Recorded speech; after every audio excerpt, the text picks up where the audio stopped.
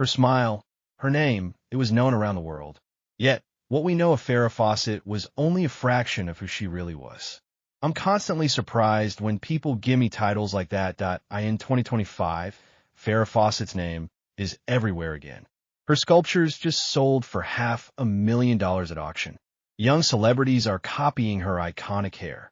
The hair was the first thing that entered the room. It was like hair salons report a 40% jump in requests for the Farrah flip. But that's not why people are talking. New revelations about her final years are surfacing. The truth about how Hollywood really treated her is coming out. What they did to her behind the scenes will shock you. She wasn't just a pretty face. She was fighting battles nobody knew about. Farrah Fawcett came into the world as Mary Farrah Lenny Fawcett on February 2nd, 1947 in Corpus Christi, Texas. She was the younger of two girls raised in a small conservative home. Her mother, Pauline Alice, stayed at home and carried Cherokee roots. Her father, James Martin Fawcett, worked as an oil rig contractor. Money was never flowing easy, so the family learned to live simple. Farrah went to St. Patrick's Roman Catholic Church School, and that strict Catholic air sat over everything. It built routine in her. It built rules in her. Her older sister Diane later changed her name to Donna. But in those early years, there were just two kids sharing the same narrow streets and the same family weight. Even as a little child, Farrah already had a spark that did not wait for permission. By age 5, she was winning local art contests. She was drawing and sculpting like someone older, like someone who had already found a secret door. That creative pull stayed with her. And as she grew, it mixed with something else too. When she reached W.B. Ray High School in Corpus Christi, she was not only the girl who could make AR. Casting people first rolled their eyes. They felt she looked too all-American, too clean, too easy to label, but the world did not care about their doubt. That look became a wave. Posters in magazines sold in the millions. And her hair turned into a symbol of the decade. What they called a problem became the thing that made her unforgettable. Yet inside all that shine, Farrah carried a shy core. She felt it. Even as fame grew, her parents still wanted her to come home, to stop chasing Hollywood dreams that felt risky and strange to them. In 1968, she even tried stepping away for a bit. She went to Japan to model, hoping a new place might open new paths. Instead, it gave her loneliness and culture shock.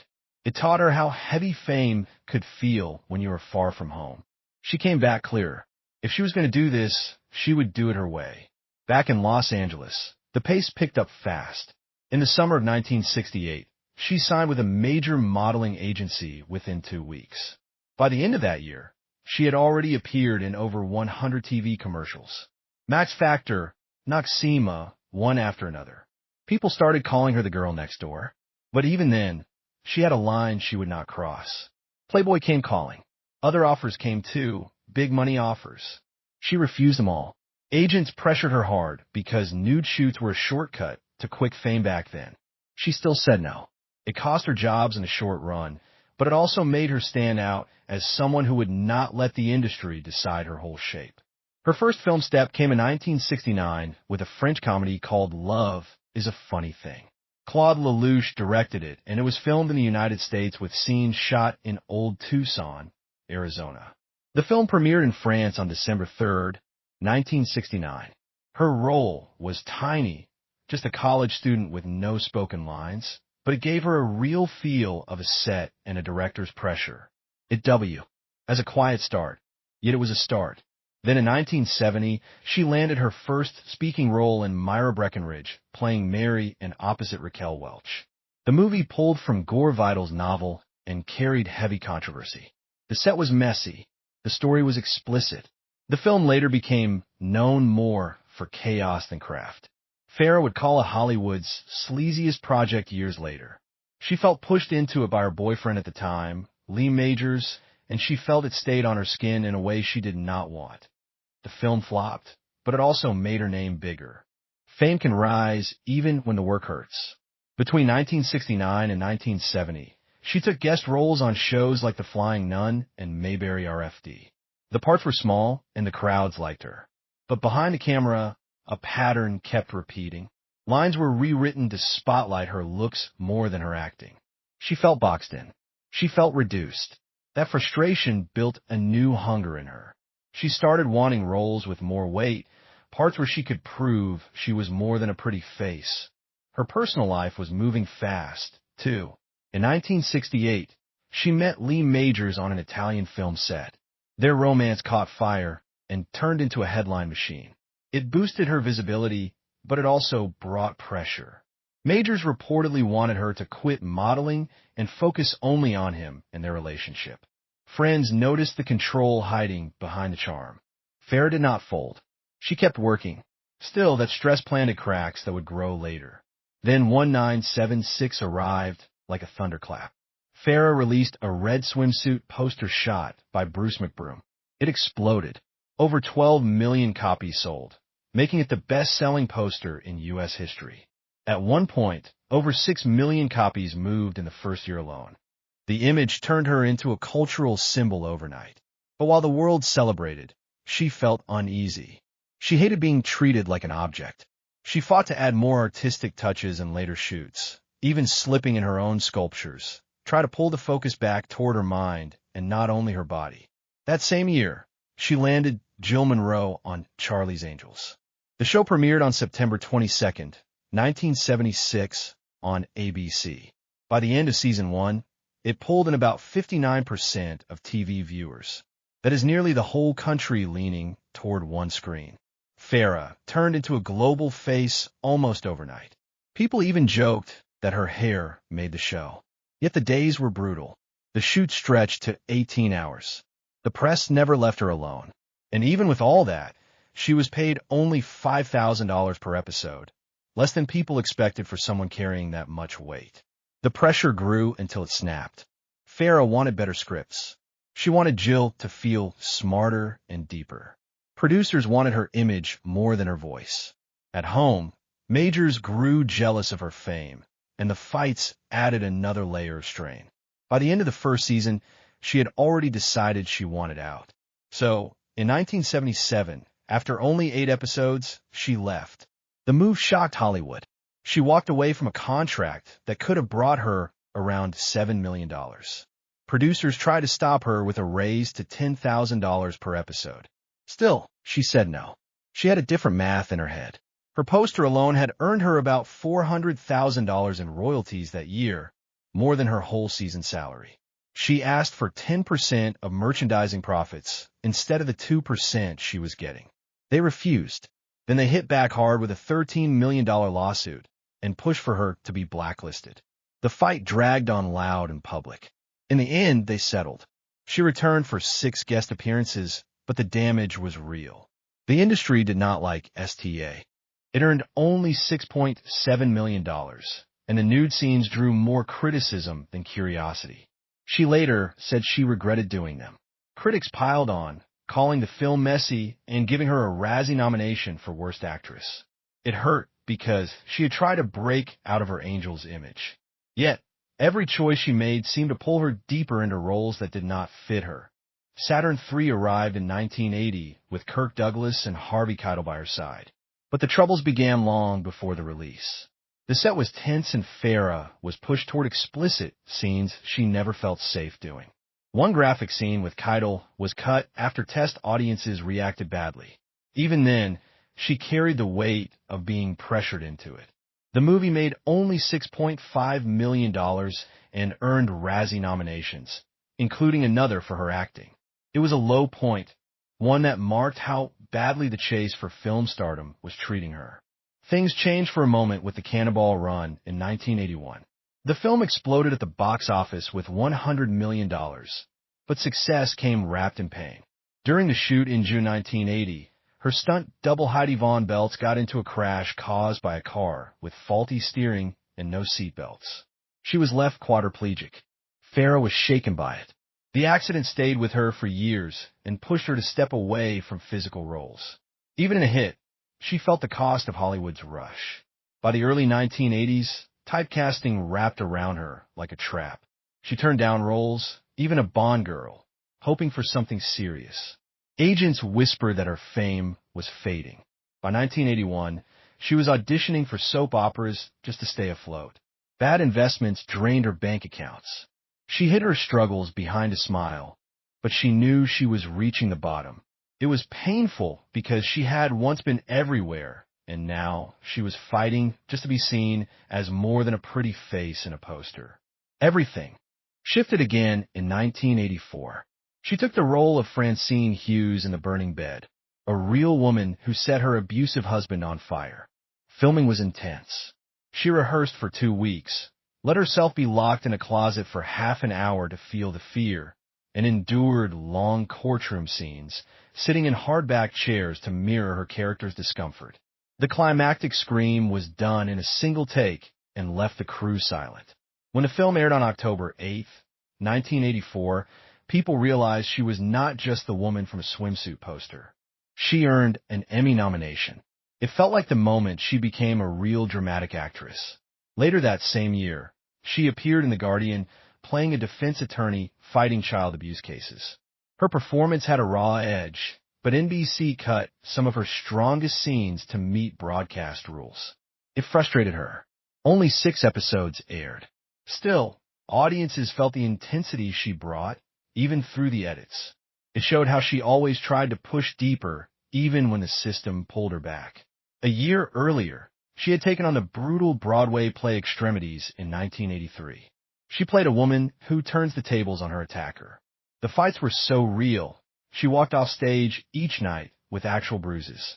Security guards stood near the stage because the audience sometimes thought they needed to step in. She needed therapy after shows to process the emotions. But the role changed everything. Critics saw her bravery. People saw her seriousness. It marked the moment she broke her old image for good. In 1986, she returned to the same story for the film version of Extremities. James Russo played her attacker, and together they filmed scenes where the slaps and hits were real. After the original director was fired, she improvised most of her lines. Around 70% of the dialogue came from her instincts, not the script. The movie made $10 million and earned her 8th Golden Globe nomination. It stirred debates about violence against women, but it also proved she could carry something dark and heavy with real force. Small Sacrifices in 1989 pushed her even further. She played Diane Downs, a mother who shot her own children in 1983. Farrah studied trial transcripts and news footage and shaped a performance so chilling it earned her another Emmy nomination. People argued about the ethics of portraying real criminals, but no one doubted her skill. She showed how far she had come from the early days when critics called her wooden. Now she was the one carrying entire films on her back. In 1991, she joined Ryan O'Neal in Good Sports, but behind the scenes things fell apart. O'Neal's alcoholism caused rewrites and delays. Only 17 episodes aired. Farrah often held scenes together by improvising when he could not perform. The show died after 1 season, but her professionalism impressed everyone around her. She kept moving even when everything else stumbled. Then came Ruby Cairo in 1992.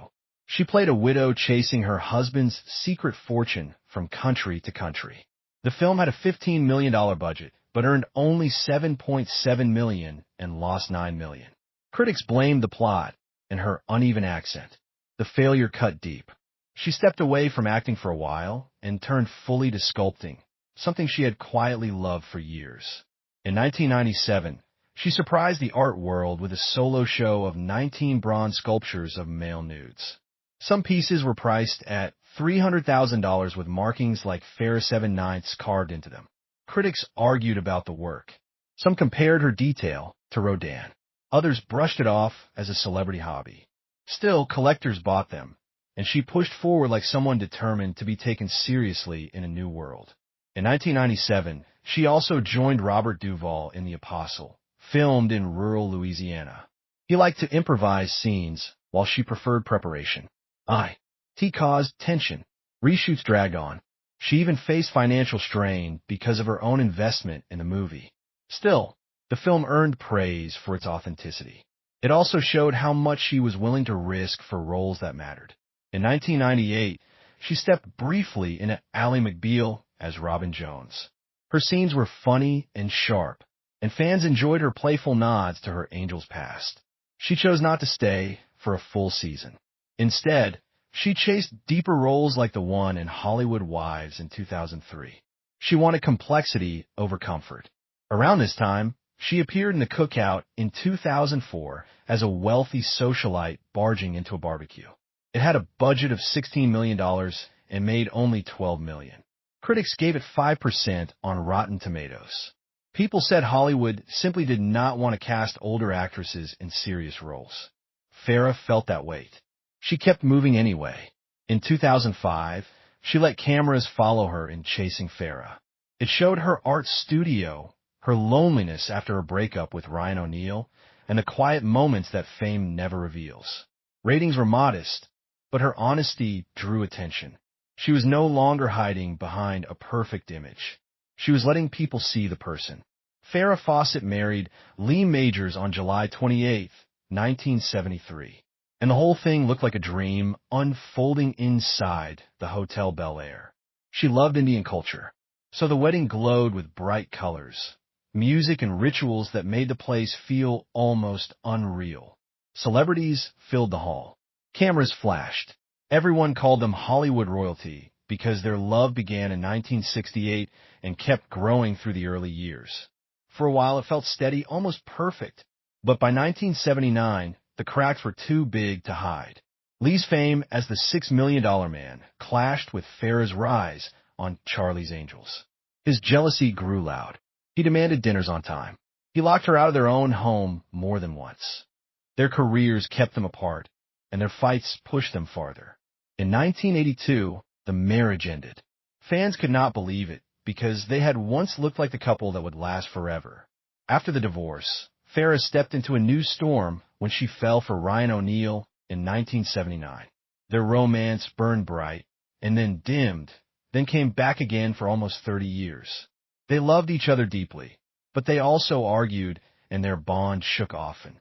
In 1985, their son Redmond arrived, pulling them together again.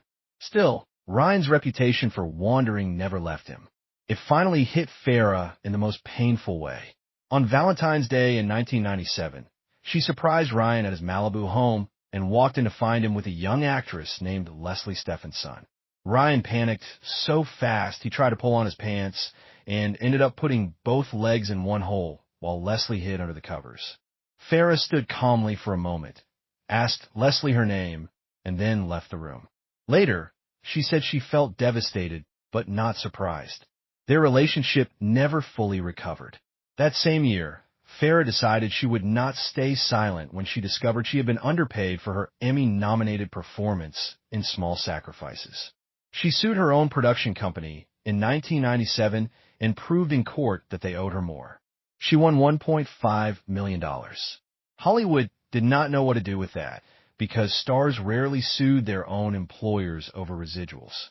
People pulled away from her, some quietly and some openly. But she gained respect for fighting for her worth. It showed everyone that she would choose fairness over comfort every time. Her strength was tested again when producer-director James assaulted her during a fight in 1997. Reports said he slammed her head to the ground. She was injured. He was arrested and convicted. Farrah testified in court and exposed how easily powerful men could use their posy to harm women. The case pulled national attention and pushed new conversations about the treatment of women in the entertainment world. Then there was Greg Lott, a quiet presence in her life who remained hidden from the public for decades. Farrah first met him at the University of Texas. Their bond stretched over 30 years, mostly in secret. They reconnected in 1998, and he became her emotional anchor while she struggled with Ryan. Only after her death did people learn how deep it ran. Her will left him $100,000, confirming everything he had claimed. It surprised fans who had always seen her through a glamorous lens. The truth showed a softer and more private side of her heart. Her personal world kept shaking in the 1980s and 1990s as rumors about drug addiction followed her. People whispered, mostly because of Ryan's own history with substance abuse. Farrah secretly entered rehab in 1982 and dealt with her struggles quietly. For years, she kept it hidden. Then in 1997, she spoke about it in a Playboy interview, trying to remove the shame around addiction. Her honesty surprised many and helped fans see her as human rather than a distant icon. In September 2006, her life shifted again when she was diagnosed with stage 0 anal cancer at 59. The tumor was described as the size of a strawberry. She started chemoradiation at UCLA and refused a colostomy because she wanted to keep her quality of life.